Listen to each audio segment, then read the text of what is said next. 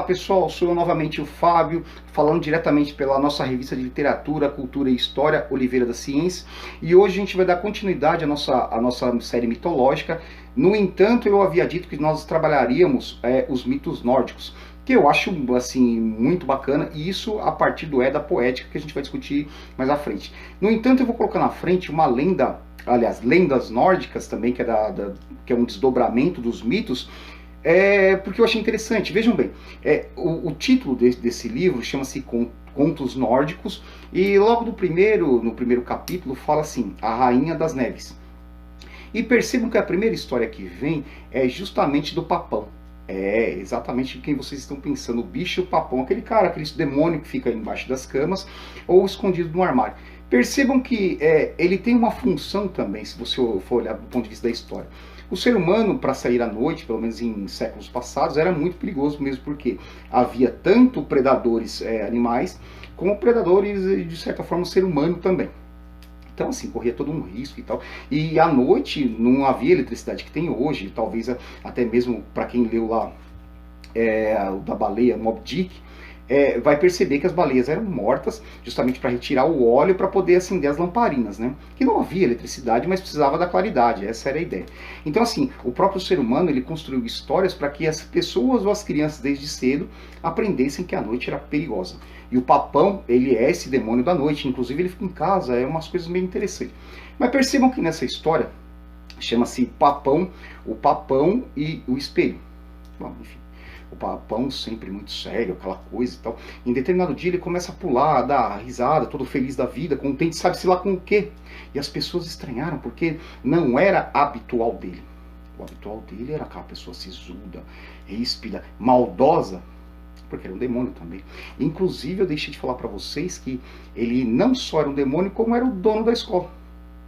Que ele dava aula, evidentemente, para diversos demôniozinhos e tal. Essa era a lógica.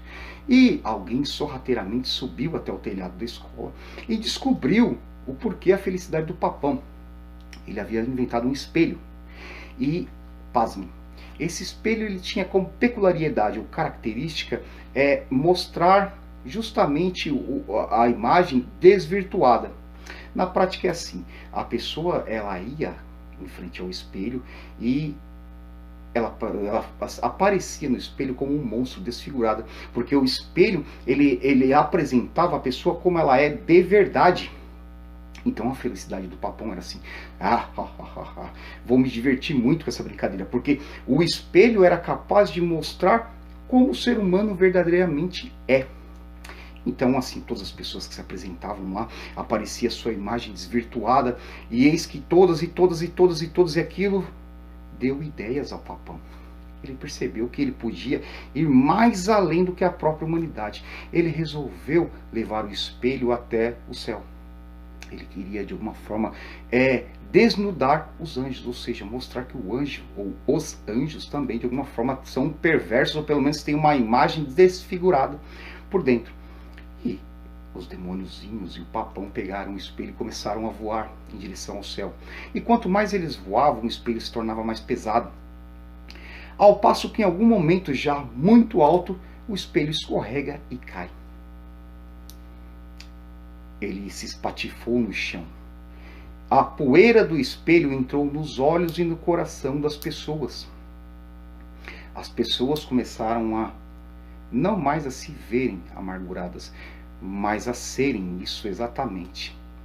Então a história, ela traz justamente isso. E lembrando que pelo menos a gente vai falar também em contos de fada, existe uma bruxa que ela pergunta constantemente ao espelho quem é mais bela que ela. Que também, a meu ver, é o espelho do Papão. Pessoal, quem gostou, dá uma likezinha, siga-nos no canal e obrigado pela paciência. Valeu?